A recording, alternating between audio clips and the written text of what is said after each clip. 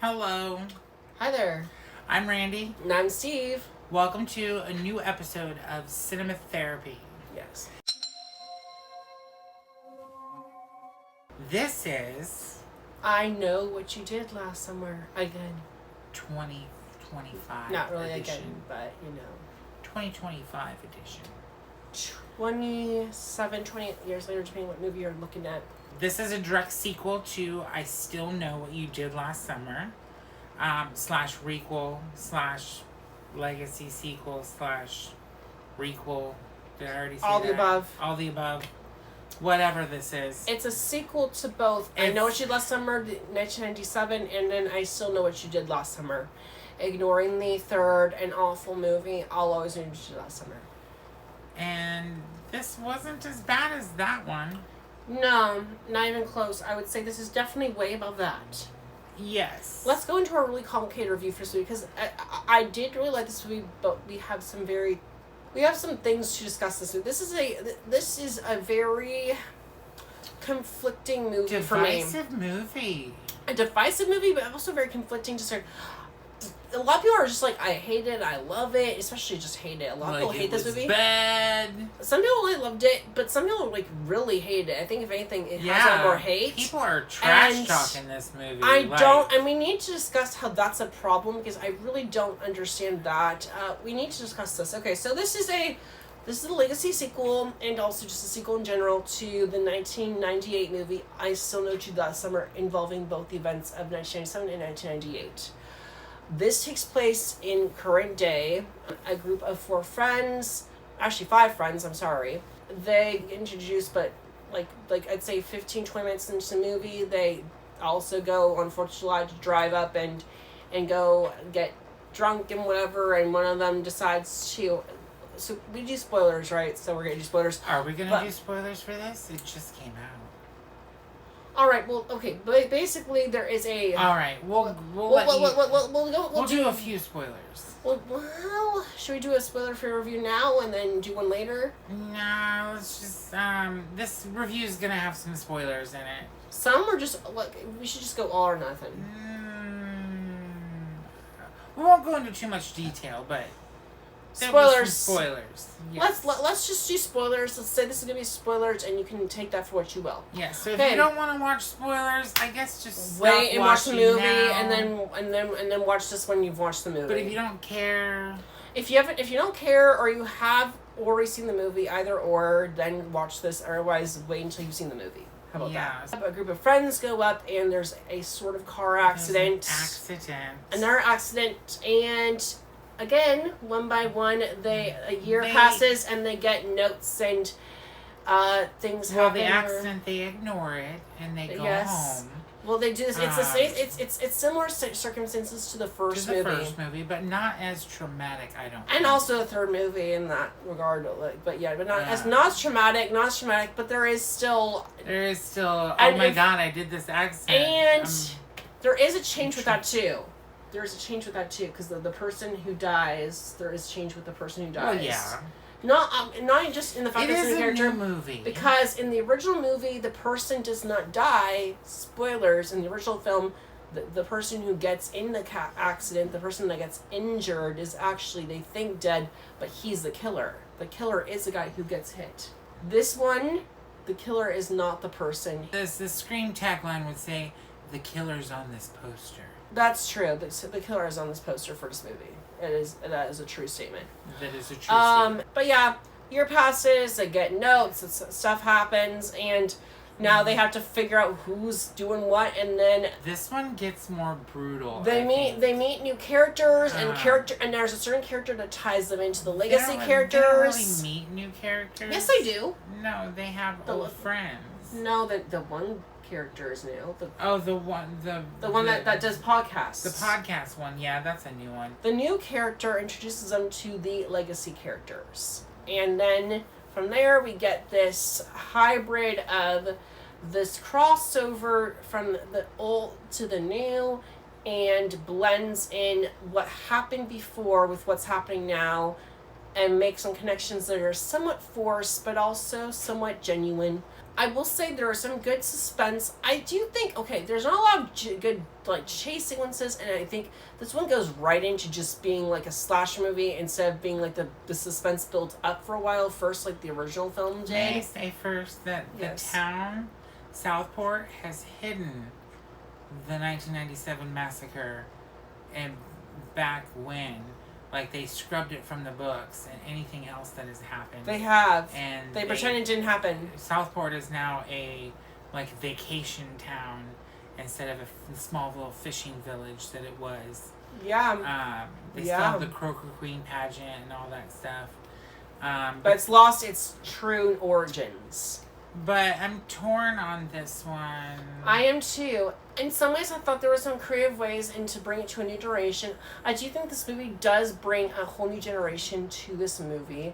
And I think it does some nice things with making new characters that may relate to a younger audience. That's younger than me, actually, even. I'm 27. I think that it's probably aimed at like 18, 19-year-olds, honestly. Or maybe 20-year-olds, even though the characters are supposed to be older than me. But, you know, whatever. I think the way they talk is a lot more like a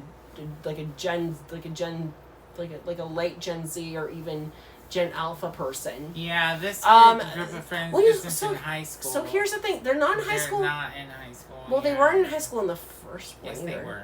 They were in. They graduated. They just graduated. They just graduated, but they were. They just graduated high school.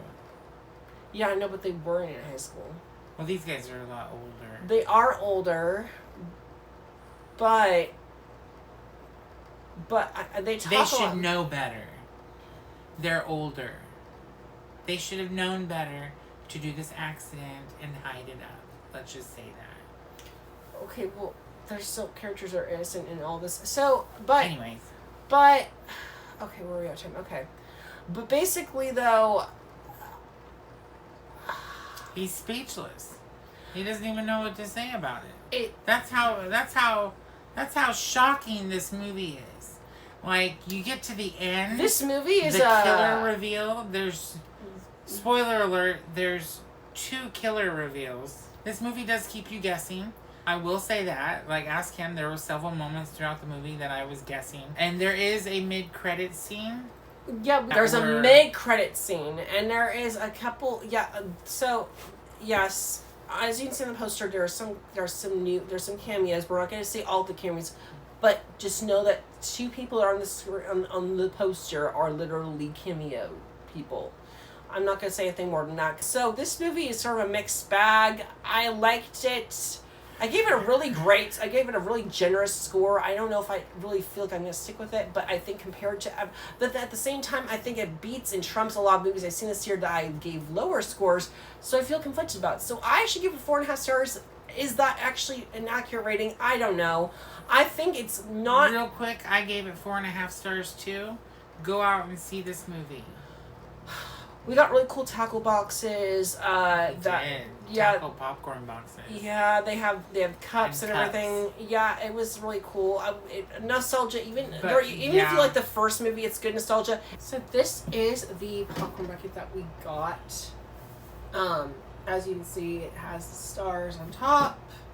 And on this side it says Southport since 1997, fishing tackle, limited edition, 4th of July. Same on the other side. And then on the other side, it's same on both other sides, where it basically just shows a fisherman's hat, the crab, the hooks, and it says since 1997, which is the first movie's release date year, which is really cool. And then you open it up, and there's like these cool little clips. It's like a toolbox or like a real tackle box. Yeah, it's like a toolbox and a tackle box all in one. Yeah, but like tackle boxes are like this. And then you flip it on the inside. I don't know if you can see. On the bottom, it actually says, I know what you did last summer too, which is cool. But if you go all the way inside, I don't know. Can they see? I don't know. Kind of, yeah.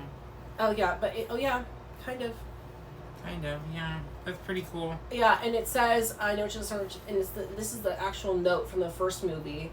And then it has a bunch of actual tackle bait things in there too, which is kind of cool. And then the combo at Regal. We got these from Regal Cinemas. Thank you. Combo was $34.99. plus tax. Yeah, and You you get these 2 cups with it. and the toppers Toppers. come like with it, but you get to put them on yourself, so you can swap the toppers, Toppers. on You got different a cups. fisherman and you got a hook. Change This the one toppers. says "I know what you did last summer" on it, Yeah, and it has a hook. yeah. And then this one is the fisherman through the "I know what you did last summer" through the glass, and then the fisherman's on there as well. Yeah, very cool. But caps. yeah, very cool stuff. For sure. But yeah, back to the review real quick. Sorry we got sidetracked with the cool merchandise. Well, we were talking about the bucket, the it's like a popcorn bucket, Yeah. but might as well just also show them to you. Yeah, no, this was a fun movie. It's very conflicting though. It is. I admired. There are some new things that I liked, and there are some things that I didn't like as much. I feel like I didn't feel as connected to these new characters. I know they're supposed to be about my age, but I feel like they talk like people that are actually in high school now, not people that are actually my age. But I could be wrong. I just could be like the weird Obby now. I don't know. If people talk like that, they're my age. Let me know. I don't know. I don't talk like that. But And where do people work to live in these fabulous mansions? yeah, I just feel Or like these houses, characters, they like- weren't really fully developed or fleshed out. I did like the return. Unlike a lot of people, I actually did like the return of the recurring cast, even if it felt one half genuine and one half a little bit like just convenient. But I did like it. It worked. I thought they actually delivered pretty good performances. There's a few different cameos. There is. And I'm not gonna really go into much more detail than And that. if you like the dream sequences in the first and second films, you'll like the dream sequences in this film as well. Almost Yeah. even more, probably. Yeah, in some ways, I'd say that's true. I did like the lead girl all right. I thought she was all right. The Chasey Winters, I think she was the most standout. Of the new cast, to me, she was the She's most pretty standout. emotional, that's for sure. Yeah, I actually thought she was like, I mean, I didn't love any of the new cast that much, but I think to me, she was probably the most standout of the cast. A lot of people like the girl who played Danica. I thought she was okay. She was alright. She was too...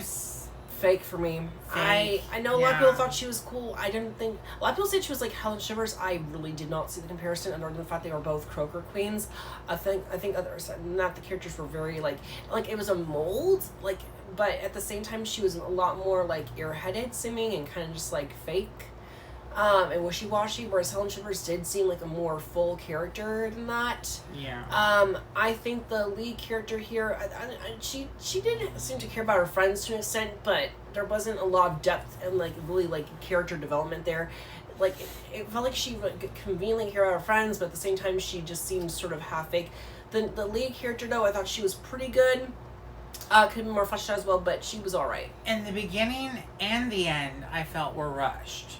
The beginning accident scene was more rushed than the beginning scene of the original movie. Yeah, and it happened later on in the movie too. Yeah, and The this opening- one was just, it was just like they were there, and then all of a sudden they're joking around, and then BAM! They did shoot. It happens, and they're like, oh my god! They also, for people that did want to know, they did shoot that opening scene at the same, like, ocean view they did in the first movie. Like, the opening, it's shorter, but they do have the same location, and then they have more of it in the ending credits, that's all I'm going to say. They have more of that, like, shot of that same location of the first movie, where they do, like, that. It's the exact same ocean setting, like, wherever that is, I forget where, but that's that location. It's supposed to be North Carolina. I don't know where it actually is.